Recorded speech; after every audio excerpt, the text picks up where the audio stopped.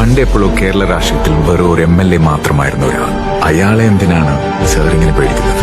നമ്മൾ അറിയാത്തതെന്തോ സ്റ്റീഫൻ നെടുമ്പള്ളിയുടെ കഥയിലാണ്.